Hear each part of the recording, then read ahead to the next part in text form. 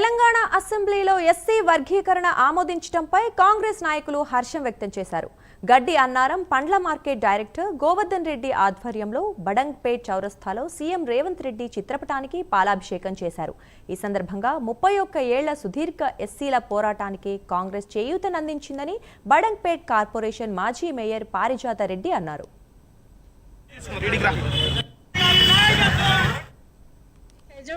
ఎందుకంటే ఎన్నో సంవత్సరాల పోరాట ఫలితం మీరెన్నో సంవత్సరాల నుంచి 10 సంవత్సరాల నుంచి ఉద్యోగాలు లేక ఇబ్బందులు పడుతున్న తరుణంలో ఈ రోజు అసెంబ్లీ సాక్షిగా తీసుకున్నటువంటి ఈ 3 బిల్లులకి ప్రతి ఒక్క యువతకి ప్రతి ఒక్క వర్గానికి సంబంధించినటువంటి న్యాయం జరిగింది. ఇది పెద్ద ఎత్తున ప్రజల్లోకి తీసుకెళ్లాల్సిన అవసరం ఉంది కాబట్టి ప్రతి ఒక్క యువకుడు యువతి మేల్కోవాల్సిందిగా నేను కోరుతా ఉన్నాను. మీరు చదివిన చదువుకి ఈ రోజు ఒక ముఖ్యమైన సమస్యకి పరిష్కారం అనేది మీకు లభించింది కాబట్టి యువతి యువకులారా అందరు కూడా గతంలో కూడా అంటే మన రాజీవ్ గాంధీ గారే యువకులని బయటికి తీసుకొచ్చిండు, యువకులకి ఓటు హక్కు కల్పించిండు. మరి అలాంటి యువ వికాసం యువకులకే ఈ రోజు సంబంధించినటువంటి కాంగ్రెస్ పార్టీ చేసింది. మరి యువతి యువకులందరూ కూడా ఒక ఐక్యం కావాలని కోరు